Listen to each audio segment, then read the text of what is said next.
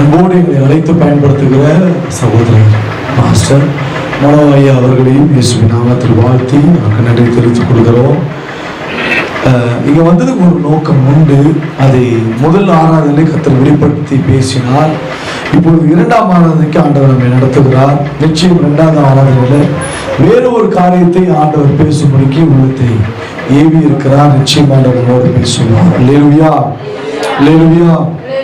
வாசிக்கலாம். இந்த நாளின் தியானத்திற்கு இரண்டாம் ஆராதனைக்காக நான் தெரிந்து கொள்ளப்பட்ட ஒரு வேத வசனம் அப்போஸ்தலனாகிய பவுல் கொலோசியருக்கு எழுதின நிருபம் 3ஆம் அதிகாரம் 1-2 ஆகிய வசனங்களை ஒரு வாசிக்க கேட்போம். நீங்கள் கிறிஸ்துவுடனே கூட எழுந்தது உண்டானால் கிறிஸ்து தேவனுடைய வலது பாரிசத்தில் வீற்றிருக்கும் இடத்தில் உள்ள மேலானவைகளை தேடுங்கள், பூமியில் உள்ளவைகளை அல்ல, மேலானவைகளை நாடுங்கள். அல்லேலூயா, அல்லேலூயா. முதல் ஆராதனையிலே நான் கர்த்தருடைய வார்த்தை வேறு ஒரு காரியத்தை குறித்து ஆவியானவர் பேச வைத்தார். அது அனைவருக்கு பிரயோஜனமாய், விசேஷமாய் எங்களுக்கு பிரயோஜனமாய் இருந்தது. இரண்டாம் ஆராதனையிலே ஆண்டவர் சொன்ன ஒரு காரியம் அல்லது உணர்த்தின ஒரு காரியம், என் பிள்ளைகளுக்கு நீ ஒரு ஆவிக்குரிய சத்தியத்தை நீ இப்பொழுது போதிக்க வேண்டும் என்று சொன்னபடினால் இந்த வசனத்தின் அடிப்படையிலே சில காரியங்களை நாம் பார்க்க போகிறோம். தேவனுடைய பிள்ளைகளாக இயேசுவை ஏற்றுக்கொண்டதுக்கு பிற்பாடு நம்முடைய வாழ்வாதாரம் என்பது இயேசுவையே சார்ந்திருக்க வேண்டும். அல்லேலூயா. இயேசுவை ஏற்றுக்கொண்டதுக்கு பிற்பாடு நம்முடைய வாழ்வாதாரம் என்பது, நம்முடைய முதுகெலும்பு என்கிற அந்த விசுவாசம் என்பது இயேசுவையே சார்ந்திருக்க வேண்டும். நம்முடைய வாழ்வாதாரம் என்பது அவரையே சார்ந்து அவரை நம்பி நம்மை முற்றிலும் அர்ப்பணித்து இருப்பதுதான் ஆண்டவர் விரும்புகிற கிறிஸ்தவ வாழ்வினுடைய மையம். அல்லேலூயா. ஆனால் இன்றைக்கு கிறிஸ்தவ மக்களுடைய வாழ்வாதாரம் என்பது உலகத்தை சார்ந்தும், உலகத்தின் அறிவை சார்ந்தும், உலகத்தினுடைய பலத்தை சார்ந்தும் பல இடங்களிலே அவர்கள் போய்கொண்டிருக்கிறார்கள். உலகத்திலே தங்களுக்கு தேவையானவைகளை தேட ஆரம்பிக்கிறார்கள். அங்கும் இங்குமாய் தேடி தங்களுக்கு எல்லாவற்றிலும் ஒரு உயர்வை கொண்டு வரும் என்று சொல்லி அவங்க அநேக காரியங்களை நம்பி வாழுகிறதை, அதாவது கிறிஸ்தவர்கள் நம்பி வாழுகிறதை நம்மால் பார்க்க முடிகிறது. தேவன் தம்முடைய ஜனங்களை எப்பொழுதும் ஒரு நோக்கத்தோடு அவர் கவனித்துக் கொண்டே இருப்பார். என்ன கவனித்துட்டு இருப்பார்னா, உங்களுக்கு எந்த தேவையா இருந்தாலும் அதை கொடுக்கிற என்னை மட்டுமே நீங்க நம்பி கேட்டு பெற்றிருக்க வேண்டும் என்று சொல்லி அவர் விரும்புகிறார். அல்லேலூயா, அல்லேலூயா. ஆனால் இன்றைக்கு நம்முடைய ஞானத்தையோ, நம்மளுடைய பலத்தையோ, நம்மளுடைய வருமானத்தையோ, நம்மளுடைய பின்னாடி இருக்கிறதான பின்புலத்தையோ வைத்து நாம் எல்லாவற்றையும் சாதித்து விடலாம், எல்லாவற்றையும் நாம் ஆதாயப்படுத்திக் கொள்ளலாம் என்று சொல்லி அநேக கிறிஸ்தவ தேவனுடைய பிள்ளைகள் இன்றைக்கு அப்படியே வாழ்ந்து கொண்டிருக்கிறார்கள். பவுல் கொலோசியர் பட்டணத்திற்கு எழுதும் பொழுது, திருச்சபைக்கு எழுதும் பொழுது ஒரு மையமான ஒரு காரியத்தை அடிப்படையை சொல்லிக் கொடுக்கிறார்.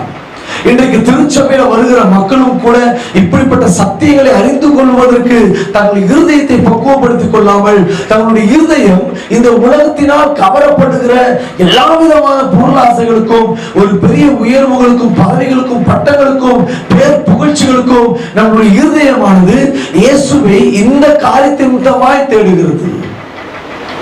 உலகத்தின் ஆசீர்வாதங்கள் ஒரு புறம் தேவன் நமக்கு வைத்ததான நன்மை, அதுல மாற்று கருத்து இல்லை. ஆனால் அதே நேரத்தில் தேவனுடைய உன்னதமான நோக்கத்தை அறிவதற்கு நாம் பூமியில் உள்ளவைகளை அல்ல, மேலானவைகளை நாட வேண்டும். அல்லேலூயா, அல்லேலூயா. என்னடா காலையில செய்தி வேற மாதிரி இருந்தது, இப்ப வேற மாதிரி இருக்கு யோசிக்காதீங்க. சில வார்த்தைகள் ஆண்டவர் மாற்றி அமைத்து பேச உணர்த்துகிறார். அநேகருடைய நினைவுகளிலே இயேசு கிறிஸ்துவை குறித்ததான தெளிவான வேதத்தினுடைய ஞானம் இல்லாதபடியினால் மனம் எதையெல்லாம் விரும்புகிறது அதெல்லாம் ஆண்டவர் நமக்கு கொடுத்து விடுவார் என்கின்ற எண்ணங்களிலே மக்கள் வாழ ஆரம்பித்து விட்டார்கள். கடைசி கால உபதேசிகள் என்று பெயர் சொல்லுகிற இது தேவையில்லாத கள்ள உபதேசங்களை பேசுகிறவர்கள் இருதயங்களை சோர போகிற வகையில உலகத்துக்கு உண்டாகிற ஆசை வார்த்தைகளை மக்கள் மத்தியில பேச ஆரம்பித்து விட்டார்கள் டிஜிட்டல் வழியாக. அதனால் வருகிற ஒரு பெரிய பேராபத்து, நாமும் அதை நம்பி அதை நாடவும் ஆரம்பித்து விட்டோம். வேதம் தெளிவாய் சொல்லுகிறது, இயேசு கிறிஸ்து உன்னதங்களிலே வலது பாரசத்தில் வீற்றிருக்கிறார். பிதாவினுடைய வலது பக்கத்திலே அவர் வீற்றிருந்து நம்ம எல்லாரையும் ஆண்டவர் உற்று நோக்கி கொண்டிருக்கிறார் என்று வேதம் சொல்லுகிறது. அப்படிப்பட்ட கர்த்தராக இயேசு கிறிஸ்துவை நாம் உயர்த்தி பார்க்க வேண்டும். கிறிஸ்தவனுடைய வாழ்க்கையில் இப்போ ஆண்டவர் உயர்த்தி பார்க்கிற அந்த அனுபவங்கள் அதிகமா இல்லாதபடிக்கு குறைந்திருக்கிறது. எதுக்கு பார்க்கணும்னா, தங்களுக்கு ஏதோ ஒரு பலகீனங்கள் வந்துருச்சு, தங்களுக்கு ஏதோ ஒரு பாதிப்புகள் வந்துருச்சு, அல்லது தங்களுக்கு ஒரு பெரிய பொருளாதார தேவைகள் எங்களுக்கு உண்டு, எங்களுக்கு மற்ற காரியங்களிலே முன்னெடுக்கிற காரியங்களிலே எங்களுக்கு ஒரு அனுகூலம் வேண்டும் என்று சொல்லி நம்முடைய சுயநலத்திற்காக பல நேரத்தில் ஆண்டவரை நிர்பந்திக்கிறோம். நல்லா கவனிங்க, நம்ம இயேசு கிறிஸ்துவுக்கு அனந்த ஞானமானது இந்த பூமி முழுவதும் இருக்கிற 700 கோடி மக்கள் மீதும் இருக்கிறது. ஒருத்தருக்கு என்னென்ன தேவை என்பதை அவர் நன்றாய் அறிந்து வைத்திருக்கிறார். நாம போயிட்டு அவர் தொந்தரவு பண்ணி நிர்பந்தம் பண்ணி கேட்டு வாங்கி ஒரு வழி ஆக்கிட்டு வர்றதுலாம் நமக்கு வேண்டாம். நாம கேட்கறதுக்கு முன்னாடி நம்ம வாயில் வார்த்தை பெருக்கிறதுக்கு முன்பதாகவே அவர் நம்மளுடைய தேவைகளை அறிந்திருக்கிறார் என்று வேதம் சொல்லுகிறது. அல்லேலூயா, அல்லேலூயா, அல்லேலூயா. நாம் அப்படிப்பட்ட மனநிலை உள்ளவர்களை மாறிக்கொண்டிருக்கிறோம்.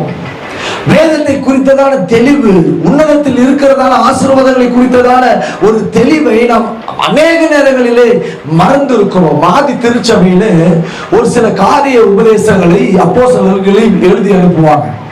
அவங்க என்ன எழுதி அனுப்புவாங்க அப்படின்னா, இன்மைக்குரிய வாழ்வை குறித்து அல்ல, இன்மைக்குரிய வாழ்க்கையிலே நாம் பாடுகள் பட்டாலும் உபத்திரவங்கள் பட்டாலும் பல நேரத்தில் நாம் கொடுமை பண்ணப்பட்டாலும் நாம இந்த உலகத்திற்குரியவர்கள் அல்ல, இனி வரப்போகிற இயேசு மகாராஜ்யத்தினுடைய அந்த ராஜ்யத்தை ஆள போகிற கர்த்தருடைய பிள்ளைகள் என்று சொல்லி ஜனங்களை ஆவியினாலே பலப்படுத்தி கொண்டிருந்தார்கள். ஆனா இன்னைக்கு இருக்கிற கடைசி கால உபதேசிகள் பொருளாதாரம் சார்ந்து நம்மை திணிக்க ஆரம்பித்து விட்டார்கள். இருதயத்துல நம்மளுடைய தேவனை குறித்ததான ஒரு ஆவிக்குரிய அறிவு இல்லாதபடிக்கு மாம்ச பிரகாரமாகவே சொல்ல போனால் புற இனத்தார் போலவே நாமும் ஆண்டவரிடத்துல பேச அல்லது கேட்க ஆரம்பித்து விட்டோம். அவங்களுக்கு ரட்சிப்புனா என்னன்னு தெரியாது, இயேசுவின் வருகைனா என்னன்னு தெரியாது, இயேசு கிறிஸ்து எப்படிப்பட்டவர் என்பது தெரியாது. அதனால அவங்களுக்கு இந்த உலகத்துல இருக்கிறதெல்லாம் பெருசா தெரிஞ்சதுனால அவங்க பெருசா இங்கேயே எல்லாத்தையும் கேட்டாங்க. அவர்களை போலதான் நாமும் ஆவிக்குறைவர்களாக இருக்கிற நாமும் கேட்க ஆரம்பித்து விட்டோம். காலையில செய்தியில ஒரு சில காரியங்களை பேசுறேன். ஆண்டவரை நோக்கி பார்த்து அவருடைய பிரசங்கத்திலே மயங்கி வாழ்ந்தவர்களுக்கு ஆண்டவர் அவர்களை திருப்தியாக்கி அனுப்பி வைத்தார் என்று சொல்லி பார்த்தோம். தேவனுடைய வார்த்தையை கேட்டு தேவன் மீது நம்பிக்கை வைத்து அவரிடத்திலே எனக்கு ஒரு விடுதலை உண்டு என்று நம்பி அவரை ஏற்றுக்கொண்டு அவருடைய வார்த்தையிலே அவருடைய அபிஷேகத்திலே அவருடைய எல்லா விதமான நன்மைகளில் விசுவாசித்து வந்த மகளுடைய வாழ்க்கையில சர்வாங்க சுகம் வெளிப்பட்டது என்று பார்த்தோம். எல்லாம் ஸ்பிரிச்சுவலா தான் இருக்கும். ஜீசஸ். ஆனால் இப்பொழுது பார்க்கிறதோ உன்னதத்தில் இருக்கிற அந்த மேலானவைகளை நாம் பார்க்க வேண்டும் என்று சொன்னேன். அல்லேலூயா, அல்லேலூயா. ஏன் இந்த வசனத்தின் அடிப்படையில் ஆண்டவர் பேச சொல்கிறார் என்று சொன்னால், கிறிஸ்தவனுடைய வாழ்க்கையில இன்றைக்கு தேவனுடைய சபைக்கு வந்து கொண்டிருக்கிற நம்முடைய தனிப்பட்ட வாழ்க்கையில தேவனோடு கூட இருக்கிற அந்த உறவானது மெல்ல அது மலிந்து அதாவது நலிவடைந்திருக்கிறதை அநேக கிறிஸ்தவனுடைய வாழ்க்கையில பார்க்க முடிகிறது. அநேகருடைய வாழ்க்கையில ஜெபம் என்கின்ற ஒரு வாஞ்சை இல்லாமல் வாழ்கிறார்கள்.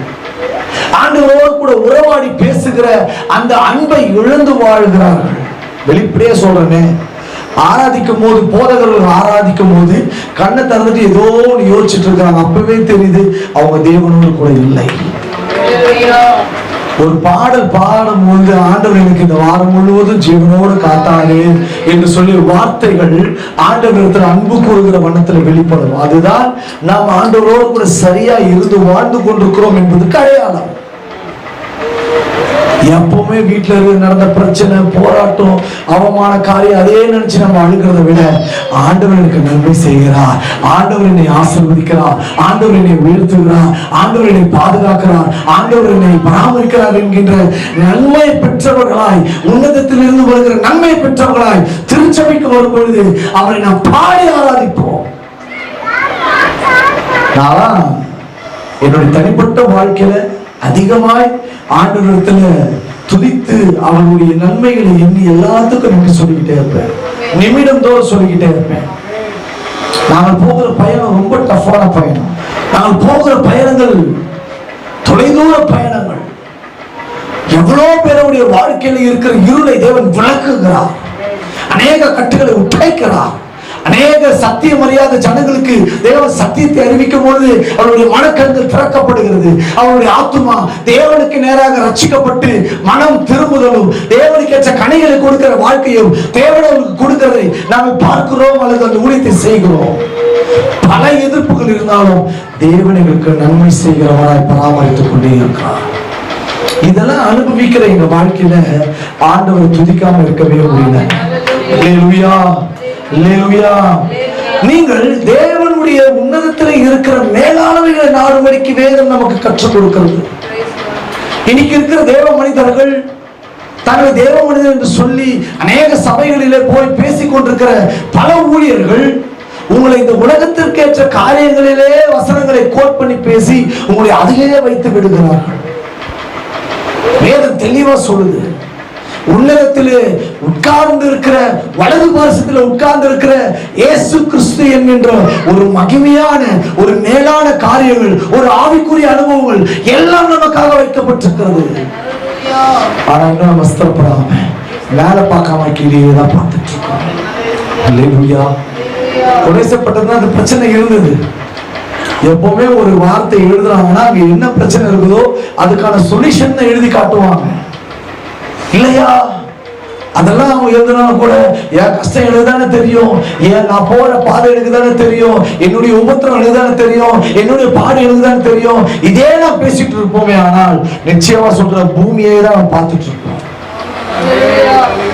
சொல்றேன், ஒரு நாள் வரும் இயேசு ஒரு நொடி பொழுதிலே தம்மால் தெரிந்து கொள்ளப்பட்டு தம்மோடு கூட வாழுகிற பிள்ளைகளை தம்மோடு கூட வைத்துக் கொள்ளும்படிக்கு ஒரு நொடி பொழுதிலே அவர்களை வருவோமாக்கா. கையை தட்டி நீங்க ரெடியா இருக்கீங்களான்னு கேட்டா பாதி பேர் தலைக்கு போயிடும். மறந்துட்டு வாழுவோம், மேல பார்த்து வாழ தெரியல. எங்களெல்லாம் ஆவியில வளர்க்கும் பொழுது சொல்லி கொடுத்தது என்னன்னா, அவரு பாரு, அவர் கொடுத்தாதான் ஒரு சோறு, அவர் கொடுத்தாதான் வருமானம், அவர் கொடுத்தாதான் ஊழியம், அவர் உங்க மேல பாராட்டினாதான் கிருபை இறக்கும். இப்படியே சொல்லி கொடுத்தாங்க. மேலேயே பார்க்க கொடுத்துட்டாங்க, கீழே பார்க்க தெரியல. எங்களுக்கு பல நேரங்களிலே வருகிற உபத்திரவங்களில போராட்டங்களில ஆவியில ஒரு சோர்வு ஏற்படும் பொழுதெல்லாம் ஒன்னும் பண்ண மாட்டோம். அந்நிய பாஷை பேசி பாட்டை போட்டு பாடலில அந்நிய பாஷையோடு கூட ஆண்டவரை தூக்கி கொண்டே இருப்போம். அல்லேலூயா, அல்லேலூயா. நான் கத்துக்கிட்ட ரகசியம் பரலோகம் தான் நமக்கு செய்ய போறோம். நம்ம என்ன செய்ய போறோம்? நம்மளால ஒரு மண்ணும் நடக்காது, ஒரு செங்கலை கூட நம்மளால எடுத்து வைக்க முடியாது. அல்லேலூயா. வேதம் நமக்கு சொல்லுகிறது, பவுல் சொல்லுகிறான், நீங்க கீழே பார்க்காதீங்க. கீழே பார்த்தீங்கன்னா மனுஷனை பார்ப்பீங்க, உன் தேவையை பார்ப்பீங்க, உன்னுடைய கஷ்டத்தை பார்ப்பீங்க. இதுல இருந்து உங்களை விடுவித்து உங்களை உயர்ந்த ஸ்தானங்களிலே உட்கார வைக்கிற எம்பெருமானாகிய இயேசு கிறிஸ்துவை நோக்கி பாருங்க, உங்கள் வாழ்க்கை மேலோங்கி வளர ஆரம்பிக்கும். அல்லேலூயா, அல்லேலூயா. சரி, நான் நேரடியா பாயிண்ட்டுக்குள்ள வந்துடுறேன். செய்தியினுடைய கருவுக்குள்ளாக நான் வந்து விடுகிறேன். தேவனை நோக்கி அல்லது மேலானவைகளை நோக்கி தேட வேண்டிய நாம், நாட வேண்டிய நாம், எதை அதிகமாய் நான் பெற்றிருக்க வேண்டும் என்கின்ற ஒரு முக்கியமான காரியத்தை மாத்திரம் நான் சொல்லி நான் ஜெபிக்க விரும்புகிறேன். ஒரு மனிதனை நான் உங்களுக்கு அடையாளப்படுத்துகிறேன். அவனுக்கு ஒரு தெளிவு இருந்தது. தான் அழைக்கப்பட்ட அழைப்பும் தன்னுடைய தெரிந்து கொள்ளப்பட்ட நோக்கமும் தெளிவாய் தன்னுடைய ஆவிக்குரிய வாழ்க்கையிலே புரிந்து வைத்திருந்தான். அவனும் நம்மள மாதிரி வேலை செஞ்சுட்டு இருந்தான், ஒரு குடும்பத்துலதான் இருந்தான், பல தேவைகளுக்கு மத்தியில அவன் உழைத்துதான் வாழ்கிறான். எல்லாமே அவனை பற்றி வேதம் சொல்லியிருந்தாலும் கூட ஒரு குறிப்பிட்ட நேரத்தில் ஒரு தேவ மனிதனோடு கூட அவன் இணைய ஆரம்பிக்கிறான். இணைய ஆரம்பிக்கப்பட்ட பிறகு அவனுடைய ஆவிக்குரிய வாழ்க்கை முற்றிலும் மாறி மறுரூபமடைய ஆரம்பித்துவிட்டது. அல்லேலூயா. வாசிக்கலாம், அந்த மனிதனை உங்களுக்கு அடையாளப்படுத்துகிறேன். 2 ராஜாக்களின் புஸ்தகம் 2ஆம் அதிகாரம், 2 ராஜாக்கள் 2ஆம் அதிகாரம் 9, 10 ஆகிய வசனங்களை வாசிங்க. அவர்கள் அக்கறைப்பட்ட பின்பு எலியா எலிசாவை நோக்கி நான் உன்னை விட்டு எடுத்துக்கொள்ளப்படும் முன்னே நான் உனக்கு என்ன செய்ய வேண்டியது என்ன கேள் என்றார். அதற்கு எலிசா உம்மிடத்தில் உள்ள ஆவியின் வரம் எனக்கு இரட்டிப்பாய் கிடைக்கும்படி வேண்டுகிறேன் என்றார். உம்மிடத்தில் காணப்படுகிற இந்த ஆவிக்குரிய வரம் எனக்கு இரட்டிப்பாக கிடைக்க வேண்டும். இன்றைக்கு ஆவிக்குரியவர்கள் என்று கிறிஸ்தவர்களாய், அத நான் ஒரு எப்பவுமே செய்தியில நான் ஒரு காரியத்தை சொல்லுவேன். பாவிகளாய் இருந்தோம், கர்த்தராகிய இயேசு கிறிஸ்துவின் இரத்தத்தினாலே நாம் பரிசுத்தமாக்கப்பட்டு ரட்சிக்கப்பட்டு விசுவாசியாய் வந்தோம். விசுவாசியாய் இருந்தோம், தேவனுடைய கிருபையினாலே ஆவியில வளர்க்கப்பட்டு தேவனுடைய கிருபையினாலே தேவனுடைய நடத்துதலினாலே நாம் பரிசுத்தமாக்கப்பட்டு ஆவிக்குரியவர்களாய் மாறினோம். பாவியா இருந்தோம், விசுவாசியா மாறணும். விசுவாசியா இருந்த நாம பரிசுத்தமாக்கப்பட்டோம். இப்போ பரிசுத்தமாக்கப்பட்ட ஆவிக்குரியவர்களா இருக்கிற நாம ஒரு நாள் மறுரூபமாக போகிறோம். அல்லேலூயா. இவ்வளவு ஸ்டாண்ட்ல ஆண்டவர் நம்மளை படிப்படியா வளர்த்து நம்மை பூரணப்படுத்தி அவரோடு கூட இருக்கும்படிக்கு நம்ம எடுத்துக்கொள்ளுகிறார். ஒருவேளை கர்த்தருடைய வருகை முன்னதாக இருக்குமானால் மரணத்தை காணாமல் நம்ம ஒரு நொடி பொழுதிலே மறுரூபமாக்கப்பட்டு வேலை போறோம். இப்படிப்பட்ட அனுபவங்களிலே தேவன் நம்மை வளர்த்து வருகிறார். இன்றைக்கு ஆவிக்குரியவர்களாய் கிறிஸ்தவர்களாய் இருக்க வேண்டிய நாம் எப்பொழுதும் ஒரு குறிப்பிட்ட காரியத்திலே நம்மளுடைய சிந்தனையை விட்டு விலகாதபடிக்கு எப்பொழுதும் காத்திருக்க வேண்டும். அநேக கிறிஸ்தவர்களுடைய வாழ்க்கையில் இந்த காரியத்தை நான் சம்பந்தப்படுத்தி பேசுகிறேன். உங்களுடைய நினைவுகள் கிறிஸ்தவனுடைய சமூகத்திலே இந்த திருச்சபையை சேர்க்கப்பட்டதுக்கு பிற்பாடு எப்படியா இருக்கிறது? இன்னமும் உலகத்துக்கான யோசனை, உலகத்தில் ஜெயிக்க வேண்டிய காரியத்தை குறித்ததான யோசனை, இன்னும் நம்மளுடைய தேவை குறித்ததான யோசனை, நம்முடைய குடும்பத்தை டெவலப் பண்ற காரியத்தை குறித்ததான யோசனை, இப்படியே நாம் யோசித்துக் கொண்டிருப்பதனால உள்ளான மனுஷன்ல எந்த பிரயோஜனமும் கிடையாது. சீரியஸா சொல்றேன், எந்த பிரயோஜனமும் நீங்க இப்படியே பார்த்துட்டு இருக்கிற வரைக்கும் வளர்ச்சி பார்க்க முடியாது. நாம் ஒரு நாள் மரிப்பது நிச்சயம், ஒரு நாள் நிச்சயம் மறிப்போம். எல்லாருடைய அவரவர்களுடைய காலத்திலே தேவன் அவனை மறிக்க செய்யும் போது ஜீவன் போகும் பொழுது நம்மளுடைய ஆத்துமாதான் மேல் தேவனிடத்துல போய் சேர்க்கிறதா அல்லது பாதாளத்துக்கு போய் சேர்க்கிறதான்றது அன்னைக்குதான் தெரியும். இதுக்கு நடுவில் வாழ்ந்து கொண்டிருக்கிற நம்மளுடைய பார்வை, நம்மளுடைய சிந்தனை இன்றைக்கு பூமியவே பார்த்து இருக்கிறதுனால, பூமியினுடைய செழிப்புகளை பார்த்து கொண்டிருக்கிறதுனால, பூமியில உயர்வாய் பார்க்கப்படுகிற கருதப்படுகிற அந்த காரியத்தில் இருதயத்தை வைத்து நம்ம வாழுகிறதுனால மேலான அபிஷேகமாகிய, மேலான மறுரூபமாகிய, மேலான தேவனுடைய தெய்வீகமாகிய அந்த வெளிப்பாடுகளை நாம் பெற்றுக்கொள்வதில் அல்லது நாம் வாங்கி அதை நம்முடைய ஆவிக்குரிய வாழ்க்கையில வெளிப்படுத்துவதில் அநேக தளர்ந்து போய்விட்டார்கள். நிறைய சபையில் இருக்கிற பிரச்சனை இதுதான். பல சபைகளுக்கு ஒரு சுவிசேஷகனா நான் போய் பிரசங்கிக்கும் பொழுது ஆவியில் ஆண்டு தெளிவாய் உணர்த்தி பேசுவான். இங்க ஒரு சிலர் இருக்கிறாங்க, என்னை கண்டுக்கவே மாட்டாங்க, என்னை கனவீனம் பண்ணுகிறார்கள். போதகர்களுக்கு பயந்து திருச்சபையை ஒழுங்குகளை கடைபிடித்து வந்துவிட்டு மறுபடியும் 6 நாட்களும் 6 நாள் என்றதை விட 6.5 நாட்களும் அவர்கள் தங்களுடைய மன விருப்புகளை நிறைவேற்றி வாழுகிறார்கள். ஒருவரும் என்னை நேசிக்கிறதும் என்னை குறித்ததான ஒரு தெய்வீக ஞானத்திலே அவர்கள் வளர்கிறதும் அநேகருடைய வாழ்க்கையில இல்லை என்று சொல்லி ஆவியானவர் அழுத்தமா என் உள்ளத்தில் இருந்து பேச வைப்பார். யாரையும் குற்றப்படுத்துறது நம்ம வேலை கிடையாது. உங்களை கிறிஸ்துவுக்குள்ள ஸ்திரப்படுத்ததான் எங்க வேலை. கையை தட்டி அல்லேலூயா, அல்லேலூயா. நாம் உன்னதங்களிலே இருக்கிற மேலானவைகளை நாட வேண்டும் என்று சொல்லி பவுல் புதிய ஏற்பாட்டு காலத்தில் பேசி இருக்கிறார். இதை பழைய ஏற்பாட்டு காலத்தில் வாழ்ந்த தேவ மனிதனாகிய கர்த்தருடைய தீர்க்கதரிசியாகிய எலிசாவுக்கு எப்படி அறிந்தது, புரிந்தது? அப்பொழுது தீர்க்கதரிசிகள் எப்படி இருப்பாங்க அப்படின்னா, தேசாந்திரிங்க. கர்த்தர் உட்காரணும் உட்காரணும், போனா போகணும், சாப்பிடணும் சாப்பிடணும், தூங்கணும் தூங்கணும். தீர்க்கதரிசியோட வாழ்க்கை தேவனுடைய இருதயத்தை சுற்றியே இருக்கும். தீர்க்கதரிசிகளுடைய இருதயம் தேவனுடைய துடிப்பை கேட்டுக்கொண்டே இருக்கும். அவங்களால தானாக ஒன்றும் செய்ய முடியாது, தானாக செயல்பட முடியாது. அப்படி தானாக செயல்படுவார்கள் என்று சொன்னால், தேவனுடைய அனுமதி இல்லாமல் அவர்கள் ஏதாவது ஒரு காரியத்தை செய்வார்கள் என்று சொன்னால் சத்துரு அவர்களை விழுங்கி விடுவார். இந்த தெளிவிலே இருப்பாங்க. தீர்க்கதரிசிகள் தப்பு பண்றதுக்கு வாய்ப்புகள் ரொம்ப ரொம்ப கம்மி.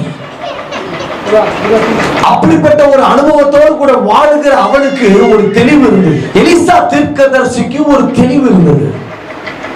நம்ம தகப்பன், நம்ம ஊழியக்காரரு, இவன் தீர்க்கதரிசி கூட இருந்ததுனால தீர்க்கதரிசிகளுடைய நடத்துதல்கள் புரியும். சில நேரத்துல தீர்க்கதரிசிகளுடைய வெளிப்பாடுகள் அறிய முடியும். நான் தீர்க்கதரிசி கூட இருந்ததுனால எனக்கு அதிகமா அந்த தீர்க்கதரிசிகளுடைய மூவிங் நல்லா தெரியும். அவங்களுடைய கண் சிமிட்டல்ல கூட 1000 அர்த்தங்கள் இருக்கும். அவருடைய பேச்சுக்கள்ல ஒரு வார்த்தையில பல ரகசியங்களை வைத்துதான் அவர்கள் ஒரு வார்த்தை தான் பேசுவாங்க. நம்மள மாதிரிலாம் பேச மாட்டாங்க. தீர்க்கதரிசி கூட நான் நெருக்கமா இருந்திருக்கிறேன். பல நாட்கள் தங்கி இருக்கிற ஊழியத்துக்குள்ள அவங்களோட கூட நான் பயணப்பட்டு இருக்கிறேன். நான் அப்ப கவனிச்சிருக்கிறேன் எப்படி தீர்க்கதரிசிகளுடைய நடத்துதல்கள் இருக்கு என்று சொல்லி. இதை தெளிவாய் அவனோடு கூட எலியாவோடு கூட இருக்கிற எலிசாவுக்கு புரிந்தது. தேவன் அவர் எடுத்துக்கொள்ள போகிறார். இப்ப எடுத்துக்கொள்ள போகிறார்னா இவனுக்கு நஷ்டம் கிடையாது, அவனுக்கு நஷ்டம் கிடையாது. எடுத்துக்கொள்ளப்படுறவனுக்கு தான் லாபம்.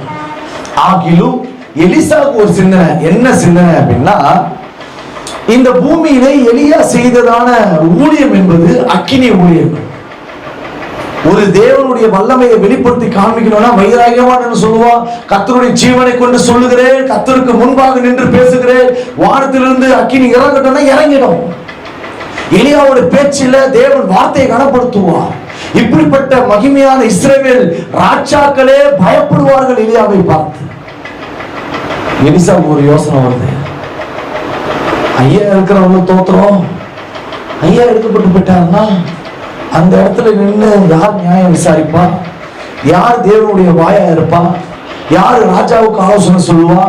இப்படிலாம் பல காரியங்கள் அவனுக்குள்ள இருந்திருக்க கூடும். ஒரு நாள் அவன் தெளிவா யோசித்து அவன் காத்திருக்கிறான். என்றைக்கு தன்னுடைய எஜமானன் கர்த்தருக்குள்ளாக போகிறாரோ அதற்கு பிற்பாடு நான் தான் அந்த இடத்திற்கு மற்ற காரியங்களை அறிவிப்பதற்கு எனக்கு ஆண்டவருடைய ஒத்தாசையும் அவருடைய அபிஷேகம் தேவை என்று நன்கு உணர்கிறான். அவர் எடுத்துக்கொள்ளப்பட போவதற்கு முன்னாடி என்னென்னவோ சொல்லி டைவர்ட் பண்ணிக்கிட்டே வரார் இல்லையா? எலிசா தெளிவா புரிஞ்சுக்கிட்டு இருந்தான். நீ என்ன பண்ணாலும் டைவர்ட்டே நான் ஆக மாட்டேன், எனக்கு ஒரு கோலுக்கு மனசுல வச்சு போயிட்டே இருக்கலாம். யோதார் பிரிச்சுட்டு போய் நிக்கிறாங்க. உனக்கு என்னதான்டா பிரச்சனை? விடவே மாட்டேன். உனக்கு என்னடா பிரச்சனை? உனக்கு என்ன வேணும் கேளு. அப்பதான் எலிசாவோட இருதயத்துல இருந்து ஒரு வார்த்தை வருது. நீங்க என்னவோ ஒண்ணு கர்த்தர் உங்களை ஏதோ ஒண்ணு பண்ண போறாரு, உங்களை எடுத்து போறாரு தெரிஞ்சிச்சு. இப்ப நான் அபிஷேகத்துலதான் இருக்கிறேன். எலிசா நல்லா கவனிங்க, விசுவாசி நல்லா கவனிங்க. நான் இப்ப அபிஷேகத்துலதான் இருக்கிறேன், அழைப்புலதான் இருக்கிறேன், தேவனுடைய தெரிந்து கொள்ளதான் இருக்கிறேன். எல்லாமே எனக்கு இருக்குது. இப்போ எல்லாமே இருந்தாலும் கூட நான் மறுரூபத்தின் மீது மறுரூபம் அடைய, இந்த தேசம் முழுவதையும் நான் தீர்க்க தரிசனம் உரைக்க, இந்த தேசம் முழுவதும் பெரிய பலத்த காரியங்களை நான் நிறைவேற்ற எனக்கு இப்ப இருக்கிற இந்த குறைவான அபிஷேகம் பத்தாது. அதற்கு பதிலாக இரட்டிப்பான வல்லமை நிறைந்த அந்த அபிஷேகம் எனக்கு தேவை என்று கேட்கிறார். கைகளை தட்டி பெற்றுக்கொள்ள. அல்லேலூயா, அல்லேலூயா. அவனுக்கு ஒரு தெளிவான பார்வை இருந்தது. பரலோகத்திற்கு எடுத்துக்கொள்ளப்பட போகிற எலியா, தேவனால் அபிஷேகம் பண்ணப்பட்ட எலியா எடுத்துக்கொள்ளப்பட்டதுக்கு பிற்பாடு மேலானவைகளில் காணப்படுகிற அபிஷேகம் எனக்கு இரட்டிப்பாய் வேண்டும் என்று சொல்லி அதிக வாஞ்சையோடு வைராகியத்தோடு கேட்கிறான். அதுக்கு எலியா பேசின காரியம் அடுத்த வார்த்தை சூப்பரா பாருங்க, வாசிங்க அடுத்த வார்த்தை. அவர்கள் பேசிக்கொண்டு நடந்து போகையில்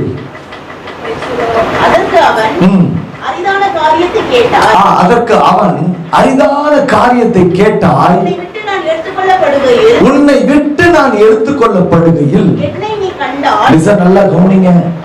ஹலோ, ஒரு புரிதலுக்காக சொல்றேன். நாசாவில் ஒரு நியூஸ், ஒரு ரூமர் சொல்லுவாங்க. ஒரு புரளின்னு வச்சுங்களேன், ஒரு புரளி போயிட்டே இருக்குது. திடீரென்று ஸ்பேஸ் மேல வந்துட்டு பறக்கும் தட்டு பறக்குது, பறக்கும் தட்டு வந்து போயிட்டு வந்துட்டு இருக்குது அப்படின்னு சொல்லிட்டே இருக்கிறான். அது இருக்குதா இல்லையான்னு எனக்கு தெரியல, அவன் சொல்லிட்டு இருக்கிறான். அதனுடைய வேகத்தை ஒரு வீடியோவை காமிச்சிருப்பாங்க. ஒரு செகண்ட் போகும் வரையும் பார்த்திருக்கீங்களா? இப்ப இருக்கிற யங்ஸ்டர்ஸ் பார்த்திருப்பீங்க. அதனுடைய வேகம் கணக்கிட முடியாத அளவுக்கு ஒரு துளி அவ்வளோ ஒரு எப்படி சொல்றது தெரியல, அவ்வளோ வேகமா போயிடும். ஒரு செயற்கைத்தனமானது நம்மளுடைய புரிதலுக்காக அது காட்டப்படுகிறது வீடியோவாக. இயற்கையை உண்டாக்கி தன்னுடைய கைக்குள் வைத்திருக்கிற பிதாவின் வல்லமை எலியாவை எடுத்துக்கொள்ள போகிறது என்று சொன்னால் எவ்வளவு வேகம் இருக்கும். தேவனுடைய வல்லமை பார்ப்பது என்பது நம்மளுடைய நினைவுக்கோ அல்லது நம்மளுடைய பார்வைக்கோ புலப்பட முடியாது. தெளிவா எலியாவுக்கு தெரியும், ஆண்டவர் ஒரு வேகத்துல எடுக்க போறாரு, ஒரு இமை பொழுதுல நம்ம எடுத்துக்கொள்ள போகிறாரு. எப்படி எடுக்க போறாருன்னு அவருக்கும் தெரியாது, கூட வரவனுக்கு தெரியாது. ஆனா சொல்றதே, நீ ரொம்ப கஷ்டமான ஒரு காரியத்தை கேட்டுட்டியே, சரி ஓகே, இருந்தாலும் நான் ஒரு விஷயத்தை சொல்றேன், வாசிங்க சிஸ்டர். அவர்கள் பேசிக்கொண்டு நடந்து போகையில் இதோ அக்கினி ரதமும் அக்கினி குதிரைகளும் அவர்கள் நடுவாக வந்து இருவரையும் பிரித்தது. எலியா சுழல் காட்டிலே பரலோகத்துக்கு ஏறி போனான். அல்லேலூயா. எலியா சுழல் காற்றிலே ஒரு நம்ம நொடி நம்ம சொல்லிக்கிறோம், நம்மளுடைய புரிதலுக்காக சொல்லிக் கொள்ளுகிறோம். ஆனா அது எந்த அளவுக்கு மகிமை அவனை கடத்தி கொண்டு போனது என்பதை அறிய முடியாது. ஒரு உதாரணத்துக்கு வந்தே பாரத் ட்ரெயின் ஒன்று அனுப்பிச்சு விட்டார். அது கிலோமீட்டருக்கு மணிக்கு எத்தனையோ கிலோமீட்டர் வேகம் போகணும். அது ஒரு காத்து பக்கத்துல போய் நிக்க முடியாது, அந்த ட்ரெயின் போக நிக்க முடியாது. அவ்வளவு வேகத்துல அது போகும்போது நம்ம காத்துல ஒரு மாதிரி ஆயிடுவோம்.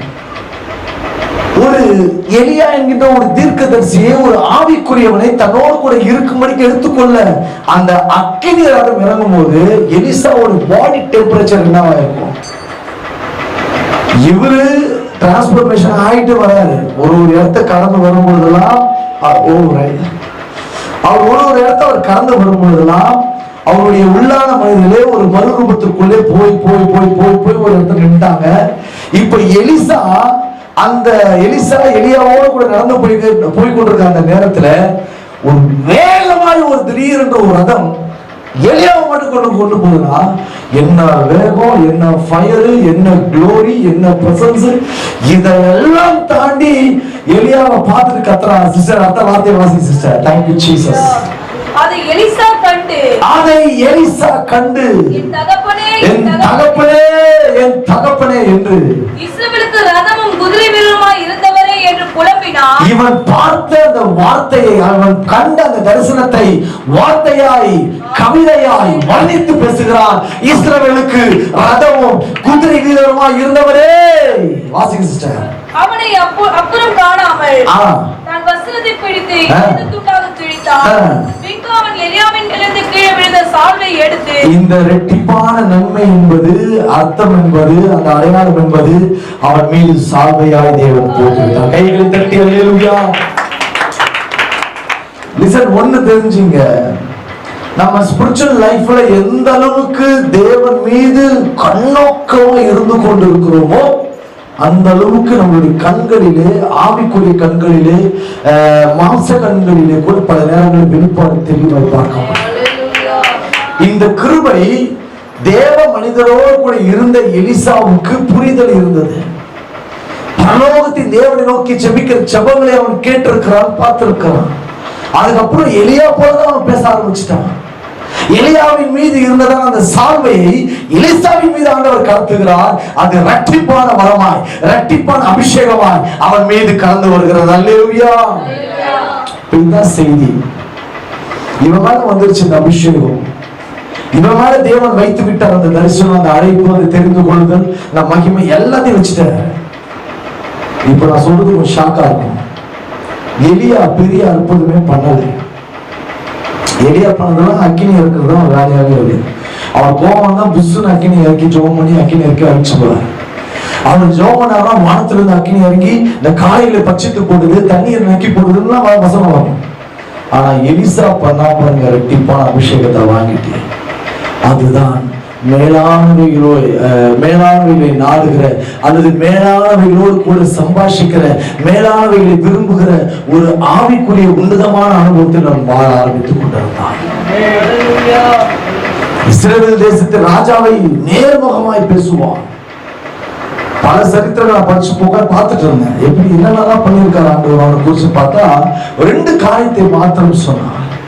எனக்கு ஆண்டவர் உணர்த்தின ஒரு காரியம், என் பிள்ளைகளை நான் எலிசாவை பார்க்க விரும்புகிறேன். கையை தட்டி. சாம் சௌதரி இறந்தாரு. ஒண்ணு கொஞ்சம் அழுதுங்க. என்னால மனசு தாங்க முடியல. ஏன்னா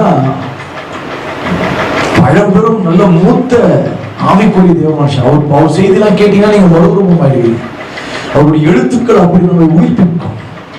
அவருடைய வார்த்தையை பேசும்பொழுது, அதை படிக்கும் பொழுது, வார்த்தையை கேட்கும் போது அளவில்லாமல் தேவனுடைய ஆவி நம்ம மீது இறங்கி அசைவாடி கொண்டிருப்பாங்க. அப்படிப்பட்ட தேவ மனுஷாவா இறந்துட்டாரு. உடனே உட்காந்து யோசிச்சுட்டு இருக்காரு, இப்படி மூத்த ஊழியக்காரனா போயிட்டாங்க. நீங்க இந்த ஒரு துக்கரா பசங்களாம் வந்துட்டு என்னென்னமோ பண்ணிட்டு இருக்குதுங்க. அரபிக்காரத்தனமா சத்தியத்தை அப்படி பேசினாங்க. என்ன இப்படி இருந்தா இப்படி நாளைக்கு நாங்களாம் எப்படி போய் நிற்போம் அப்படின்னா, அப்போ எனக்குள்ள இருந்த ஆவியினுடைய சத்தம் மெல்லிய சத்தமாய் போய்விட்டது. நீ ஏன் அவர் எடுத்துட்டு அவர் போயிட்டாரு, இதுக்கப்புறம் ஊழியர் இப்படி இருக்க போது அப்படி இருக்கும் யோசிக்கிற? அவரை பயன்படுத்தின தேவன் நான் தான், உன்னை பயன்படுத்த மாட்டேன். கையை தட்டி அல்லேலூயா. தேவனுக்கு எப்பவுமே ஒரு ஊழியக்காரனே தேவன் இருக்கிறார் என்று சொன்னால் ஒரு ஆல்டர்னேட்டா ஒரு ஆளை ரெடி பண்ணிட்டு தான் ஒரு ஆளை எடுப்பான். நிறைய பேர் டிஜி சர்க்கிள் மாதிரி பேசுவான், அப்படியே கண்ணை பிதுக்கி பிதுக்கி அப்படியே எல்லாம் பேசுவான். ஆனா அது ஒரிஜினல் கிடையாது, டூப்பு. அது ட்ரை, அது வந்து அவங்களாவே மனசுல பாதித்து. இப்போ உதாரணத்துக்கு சொல்றேன், இந்த எம்ஜிஆர் ரசிகர்லாம் இருப்பாங்களே, தனக்குள்ள எம்ஜிஆர் வாழ்றதா தான் தான் ஒரு எம்ஜிஆர் மாதிரி நினைப்பாங்க. பாத்துக்கிறீங்களா? பட்டாளம் பகுதியில் 2 பேர் ட்வின்ஸ். அவங்க ரஜினிகாந்தோட ஃபேன். ரஜினிகாந்த் போய் தான் ட்ரெஸ் பண்ணுவாங்க, ஒரே மாதிரி ட்ரெஸ் பண்ணுவாங்க. அப்படின்னுவாங்க அப்படின்னுவாங்க. நான் சிரிப்பேன், என்ன இது மாதிரி பண்றாங்களே அப்படின்னு. அவர்களுக்குள்ள அந்த அந்த ஒரு எண்ணம், அந்த ஒரு தாக்கம் அது அதிகமாய் பாதித்ததுனால அவங்க எதை செஞ்சாலும் தன்னை ஒரு ரஜினியை போல யோசித்துக் கொள்வார்கள். நான் புரியுதுக்காக சொல்றேன். உடனே ஐயா சினிமா பேர் நடிகர்லாம் சொல்லிட்டா தப்பா எடுத்துக்காது, புரியுதுக்காக சொல்றேன். அதே போலதான் நாமும் ஒரு தேவ மனிதனை ஆண்டவர் எடுத்துக்கொள்வார் என்று சொன்னால் அந்த இடத்திற்கு நம்மை வேறு விதமான பயன்பாட்டோடு, வேறு விதமான கிருபைகளோடு, வேறு விதமான வல்லமை வெளிப்பாடுகளோடு, வேறு விதமான வேத ஞானத்தோடு கூட நம்மை நிரப்பி பயன்படுத்துவார்.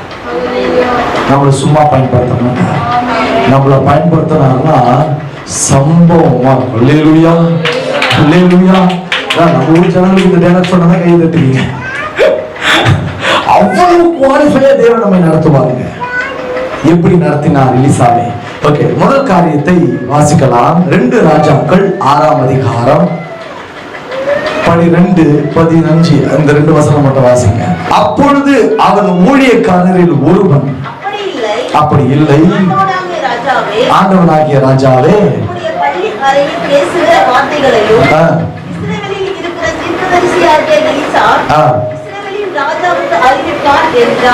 போதும் போதும் போதும். 5 நிமிஷத்துல நான் முடிக்கணும்ல, இந்த ஒரு பாயிண்ட் நான் நிப்பாட்டிக்கிறேன். பிரைஸ் சொல்லலாம். ஒரு உன்னதமான தேவனுடைய பிள்ளையாய் வாழ்கிறன்னா மேலானவைகளை நாடி அந்த அபிஷேகத்திலே திளைத்து வாழும் பொழுது, நல்லா கவனிங்க, உங்கள் ஆவிக்குரிய ஸ்திரத்தன்மைக்காக நான் பேசுகிறேன். அப்படிப்பட்ட அந்த உன்னதமான அனுபவங்களிலே வாழ ஆரம்பிக்கும் பொழுது நம்மை குறித்ததான பல காரியங்களை, நம்மை சுற்றி சூழ்ந்திருக்கிற, நம்மை நம்பி இருக்கிற நம்மளுடைய உறவுகள், நம்மளுடைய தலைவர்கள், நம்மோடு கூட இணக்கமாக இருக்கிறவர்கள் யாரா இருந்தாலும் சரி, நண்பர்களாக இருந்தாலும் சரி, அவர்களுடைய வாழ்க்கையில நடக்க போகிற பல ரகசியமான வெளிப்பாடுகளை தேவன் நமக்கு முன்னதாகவே சொல்லிவிடுவார். அல்லேலூயா. சரி, எல்லாம் என்னைய பாருங்க. எத்தனை பேருக்கு என் குடும்பத்துல தேவன் எனக்கு நடக்க போகிறது முன்னதாகவே என்னை ஆவியில உணர்த்தி சொல்லிக் கொண்டிருக்கிறார், நான் தரிசனங்களை பார்க்கிறேன் என்று சொல்லுகிறேன். ஒரு சிலருக்கு தான் அனுபவம் இருக்கும், மீதி பேருக்கு அது இருக்க. ஏன்னா கண்ணம்னா எந்தெந்த நடிகை வராரு உங்களுக்கு தான் தெரியும். ஏன்னா உலகம் கிறிஸ்தவத்துல அப்படி இருக்கு. பல பேருடைய வாழ்க்கையில சினிமா கலந்த வாழ்க்கையாகவே மாறிட்டாங்க. வேதம் தெளிவாய் சொல்லுகிறது, பள்ளி அறையில பேசிக் கொண்டிருக்கிற ராஜாவுடைய ஆலோசனை சங்கத்துல பேசிக் கொண்டிருக்கிற அனைத்து ரகசியங்களும், நல்லா கவனிங்க, அனைத்து ரகசியங்களும், அனைத்து விதமான ஆலோசனைகளும் இஸ்ரவேல் தேசத்தில் இருக்கிற எலிசாவுக்கு ஆண்டவர் திருஷ்டாந்தமாய் காட்டுகிறார். நீங்கள் உன்னதத்தில் இருக்கிற மேலானவைகளை நாடுகிற, தேடுகிற அந்த அனுபவத்திலே, அபிஷேகத்திலே நீங்கள் வாழ்வீர்கள் என்று சொன்னால், நாளை தினத்தில் நடக்க போகிற எந்த ஒரு காரியத்தையும் ஆவியானவர் உங்களுக்கு வெளியரங்கமாய் காட்ட அவர் வல்லமை உள்ளவராக இருக்கிறார். அல்லேலூயா. எத்தனை பேருக்கு நான் சொல்றது புரியுது? ஒரு நாள் ஒரு சகோதரர், அவர் கனவுல அவர் சபைக்கு வந்துட்டு இருக்கிற ஒரு பொண்ணு வந்துதான். அப்ப 2 பேரும் கல்யாணம் ஆகல. அவருக்கு என்ன வெளிப்பாடுன்னா, அந்த பெண்ணை தான் ஆண்டவருக்கு சொப்பனத்தில் காட்டினார் என்று சொல்லி அந்த பொண்ணு போய் பேசி அந்த பொண்ணு கேட்டு கல்யாணம் பண்ணிட்டாங்க. சிலது தொல்லையின் திரட்சியினாலே வருகிற சொப்பனங்கள் அல்லது தரிசனங்களாய் மாறிடும். எது தேவனுடைய வெளிப்பாடு, எது தேவனுடைய வெளிப்பாடு அல்லாதது என்பதை நமக்குள் இருக்கிற ஆவியானவர் தான் வகையறுத்து காட்டுவார். அல்லேலூயா. எல்லாமே தேவனுடைய வெளிப்பாடுகள் அல்ல. சில நேரத்துல சத்ரு நம் மீது கொடூர ஒரு கோபத்தோடு கூட நம்மை வீழ்த்த வேண்டும் என்று சொல்லி பல உபாயங்களை ஆயத்தப்படுத்தி வைத்துக் கொண்டே இருப்பான். நம்ம ஆவியில கனெக்ட் ஆயிருக்கோம். நான் பரிசுத்த ஆவியானவரோடு கூட நடக்கிற அனுபவத்தில் அபிஷேகத்தில் நிறைந்து வாழ்கிற அனுபவம் நமக்கு இருக்கும் என்று சொன்னால், நமக்குள் இருக்கிற பரிசுத்த ஆவியானவர் சத்துருடைய கிரியைகளை அப்படியே அப்பட்டமாய் வெளிப்படுத்தி காட்டுவார். அல்லேலூயா. ஒரு சகோதரிக்கு ஒரு சொப்பனம், அவருடைய வீட்டுக்கு வெளியே யாரோ ஏதோ பொழிச்சு வச்ச மாதிரி ஏதோ ஒண்ணு பண்ண மாதிரி ஒரு சொப்பனம். அவங்க அப்ப தெரியல, ஏதோ ஒண்ணு நடக்குது. கிறிஸ்தவங்க தான் அவங்க, இல்ல இந்த கிருபை பெற்றவங்க. திடீரென்று ஒரு நாள் அவருடைய வீட்டு வாசல் அருகிலே குழி தோண்டப்பட்டிருக்கிறது. இவங்க சொப்பனத்துல பார்த்துட்டாங்க, ஆண்டவர் அவரை காமிச்சிட்டாரு. சொப்பனத்துல பார்க்கப்பட்ட அந்த இடத்துல, அதே இடத்துல குழி இருந்தது. உடனே ஊழியக்காரர்கிட்ட போனாங்க. இப்படி நான் உன்னை பார்த்திருந்தேன், பார்த்த மறுநாளும் சில நாட்கள்லயே அது நடந்தது. அதை பத்தி பேசும்பொழுது உடனே அந்த ஊழியர் சொன்னார், உங்களுக்கு விரோதமாக ஒரு கூட்ட சனம் எழுப்பி உங்களுக்கு சூனியங்களை செய்து கொண்டிருக்கிறது. நீங்கள் ஆவியிலே உபவாசத்தில் இருந்து ஆவியிலே பலப்பட்டு அந்த காரியத்திற்காக கடிந்து செபியுங்கள், கர்த்தர் உங்களுக்கு ஒத்தாசை செய்வார் என்று சொல்லி அவரை செபித்து அனுப்பி வைத்தார். இந்த வெளிப்பாடு எப்படி அவங்களுக்கு வந்தது? நமக்கு விரோதமாய் ஒரு கூட்டமே கூடினாலும், 1000-10,000 ஜனங்கள் நமக்கு விரோதமாய் இறங்கினாலும், நமக்கு வெளிப்பாடுகளை கொடுக்கிற பரிசுத்த ஆவியானவர் நமக்காய் எல்லாவற்றையும் வெளியரங்கமாய் ஆக்க நமக்கு காண்பித்து கொடுக்க வல்லவராய் இருக்கிறார். சில ஊழியத்துக்கெல்லாம் போறதுக்கு முன்னாடி சில வெளிப்பாடுகளை நாங்கள் பார்ப்போம். ஒன்று நான் பார்ப்பேன், இல்லைன்னா என் மனைவி பார்ப்பாங்க. அப்படி பார்க்கும் பொழுது அந்த வெளிப்பாடுகள் கேட்ட விதத்துல எங்களை மாற்றிக்கொள்வோம். ஆண்டவர் என்ன சொல்லி இருக்கிறாரோ அந்த இடத்துக்கு எப்படி போய் நம்ம நிக்கணுமோ அதற்கான ஆயத்தத்துக்கு நாங்கள் நேராய் போய் அந்த காரியத்துல ஃபுல்ஃபில் ஆகி நாங்க போய் அந்த ஊழியத்தை ஜெயமா முடிச்சுட்டு வரோம். எங்கேயுமே ஒரு பிசுறு தட்டாம ஊழியத்தை நிறைவேற்றுவோம். அல்லேலூயா. எப்படி இது நடக்கும் தெரியுமா? நானும் ஆவியானவரும் இணைக்கப்பட்டிருக்கிறோம். எந்த இடத்திலும் நான் அவரை விட்டு விலகவில்லை, என்னை விலகாதபடிக்கு அவரும் ஒதுங்கவும் இல்லை. என்னோடு கூட நடக்கிறார், பல காரியங்களை சொல்லுவார். சில இடத்துல ஊழியக்காரர்களை குறித்து கூட பேசுவார். இந்த ஊழியக்காரனுடைய சுவாபங்கள் வித்தியாசமாய், அவருடைய காரியங்களும் நோக்கங்களும் திட்டங்களும் யோசனைகளும் எனக்கு மாறுபாடாய் அவர்கள் செய்து கொண்டிருக்கிறார்கள், நீ அவளை விட்டு விலகு என்று சொல்லுவார். சில நபர்களோடு கூட பேசி தொடர்பில் இருந்து கொண்டிருப்போம், ஐக்கியத்தில் இருந்து கொண்டிருப்போம், அவர்களோடு கூட பேசக்கூடாதபடிக்கு அப்பட்டமாய் பேசுவார். அவளை விட்டு வெளியே வா என்று சொல்லுவார். நம்மை நிந்திக்கிற, நம்மை சத்ருவாய் நினைத்து நம்மை குறித்து முறுமுறுத்து கொண்டிருக்கிற எப்பேற்பட்டவராக இருந்தாலும் அவர்களை குறித்தும் அவருடைய முகங்களை ஆண்டவர் அப்படி பிரத்யட்சமாய் காட்டுவார். ஒரு ஆவிக்குரியவனுக்கு ஒவ்வொரு அடுத்த அடியும் நன்றாய் தெரிந்திருக்க வேண்டும். சில நேரத்துல மிஸ்ஸிங் ஆகலாம், பிரச்சனை கிடையாது. எப்பவுமே மிஸ்ஸிங் ஆகலாம்னா நாம எங்க மிஸ் பண்ணிட்டு இருக்கிறோம் அர்த்தம்.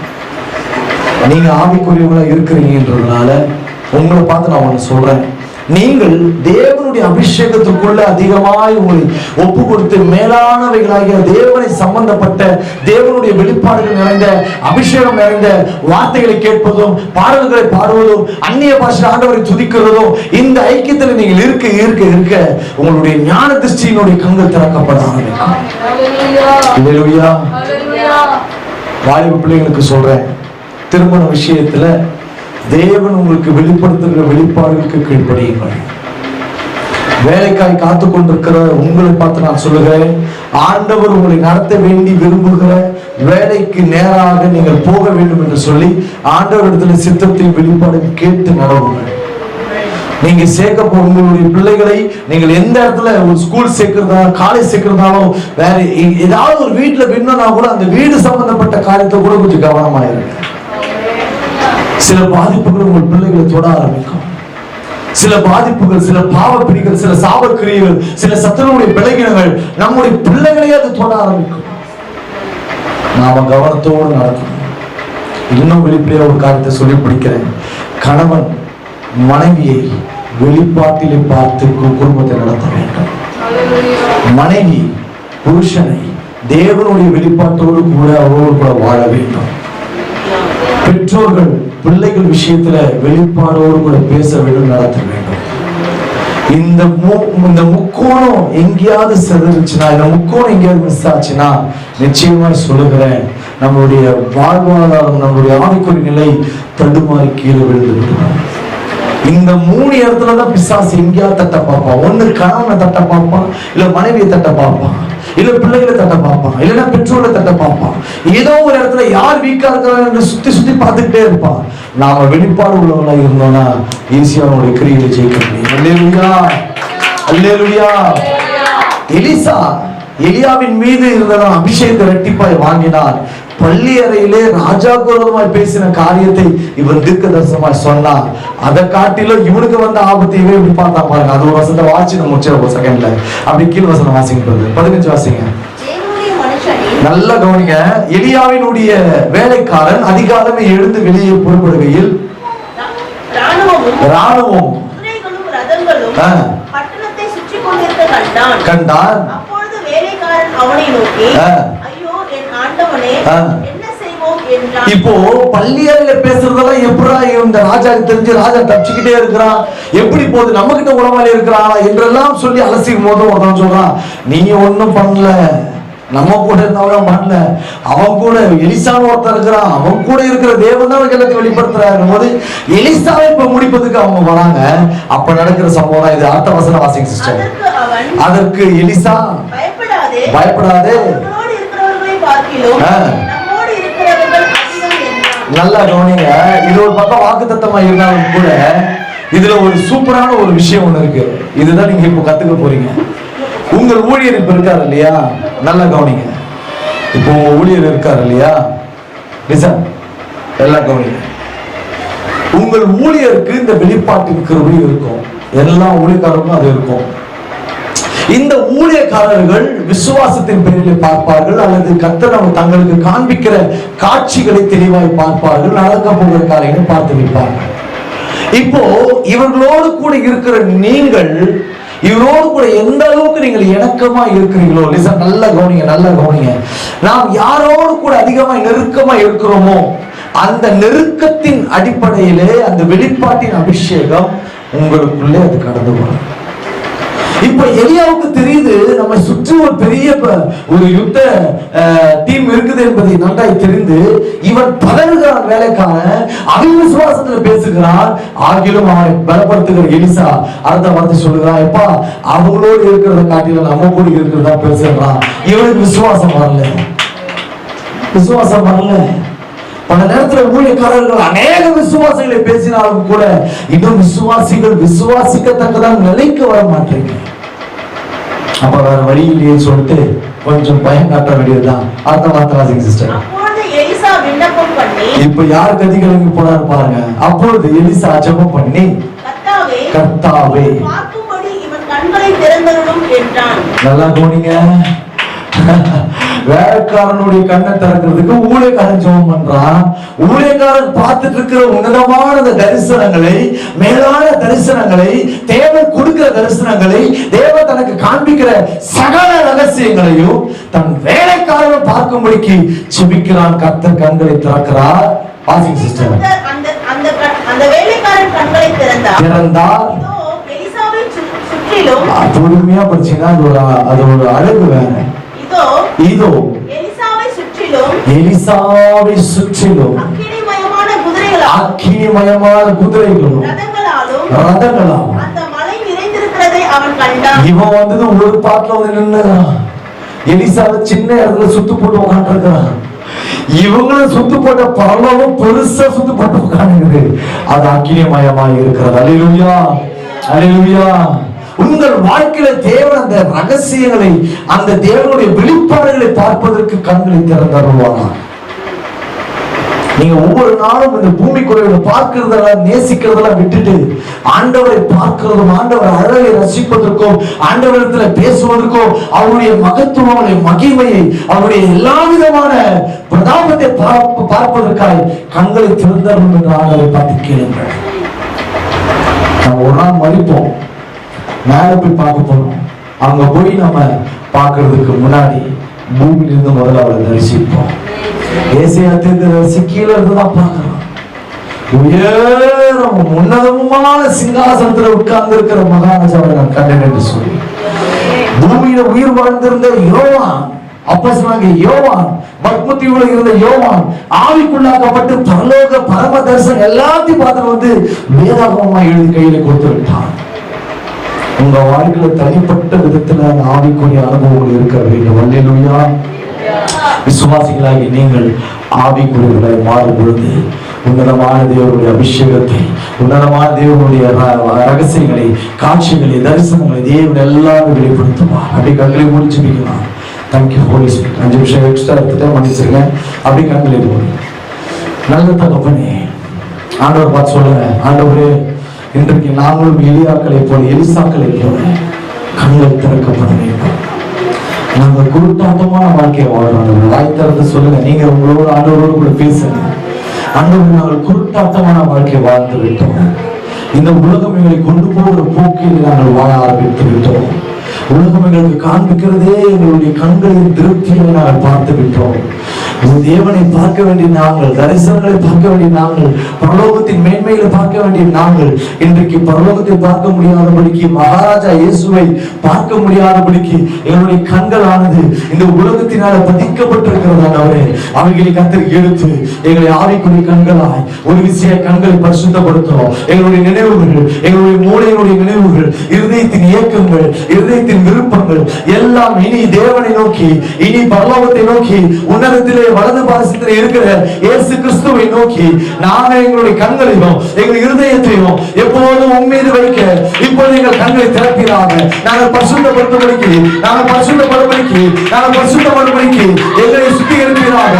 இப்பொழுது எங்கள் கண்கள் திறக்கப்படுவதாக, இப்பொழுது திறக்கப்படுவதாக. Yes Lord, yes Lord. தேவனுடைய வல்லமை இப்பொழுது எங்களை சுத்திகரிக்கின்றோம். ஆவியில் நிரம்பி அந்நிய பாஷையில தேவனுடைய வார்த்தையை கனப்படுத்தி அந்நிய பாஷையினால சுத்திகரித்துக் கொள்ளுங்கள். அந்நிய பாஷையினால இயேசு ரத்தத்தினால. எஸ் எஸ் எஸ் இயேசு கிறிஸ்து இன்றைக்கு உங்களை பரிசுத்தப்படுத்துகிறார். உன்னதமான அனுபவங்களை இப்பொழுது ஆண்டவர் காண்பிப்பதற்கு ஆண்டவர் உங்களை தெரிந்தெடுக்கிறார். இப்பொழுது அந்த நேரம் உன்னதமான தரிசனங்கள், உன்னதமான காட்சிகள், உன்னதமான ரகசியங்களை வெளிப்படுத்தும்படிக்கு ஆண்டவர் உங்கள் கண்களை பரிசுத்தப்படுத்துகிறார். வீரந்தோறும் ஆண்டவரோடு பாருங்க, ஆண்டவரை மட்டுமே பாருங்க. சங்கீதக்காரன் சொல்லுகிறார், கர்த்தரை எப்போதும் எனக்கு முன்பதாக, எப்போதும் என்னோட வலது பாரசத்தில் நிறுத்தி அவரையே நோக்கி கொண்டிருக்கிறேன் என்று அப்போஸ்தலர்கள் சொல்லப்பட்டிருக்கிறது.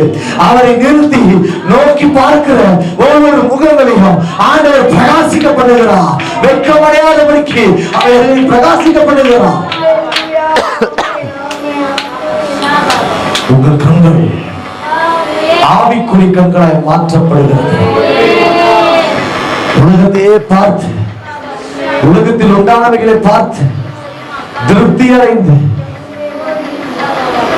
வாழ்ந்த நாட்களை தேவன் எடுத்து இன்றைக்கு ஆவிக்குரிய கண்களை வைக்கிறார்.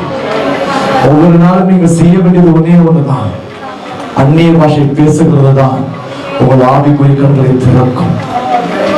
துதி பாடல்கள், அபிஷேகம் நிறைந்த பாடல்களை பாடும்பொழுது தேவ தூதர்கள் அந்த துதி ஆராதனை இறங்கி உங்களோடு கூட உலாவி உங்களோடு கூட தேவனை மகிமைப்படுத்துகிற அந்த உன்னதமான பரம ரகசியத்தை, அந்த பரம தரிசனத்தை உங்கள் கண்களை திறக்கும் பொழுது நீங்களும் பரலோகத்தின் தேவ தூதர்களும் இணைந்து தேவாதி தேவனை, பரிசுத்தம் உள்ளவரை, ஒருவரும் சேரக்கூடாத ஒளியில் வாசம் பண்ணுகிறவரை, சாவாமை உள்ளவரை நீங்கள் பார்க்க ஆரம்பிக்கும் பொழுது நீங்கள் ஆவியிலே பரவசமடைவீர்கள், ஆவியிலே உற்சாகப்படுவீர்கள், ஆவியிலே களி கூறுவீர்கள். சொல்ல போற நீங்கள் ஆவிக்குட்படுவீர்கள்.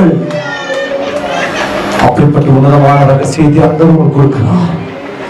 ஒரு நாளும் ஆண்டவர் இல்லாத நாளை, ஆண்டவர் இல்லாத வாழ்வை கடக்காதீர்கள்.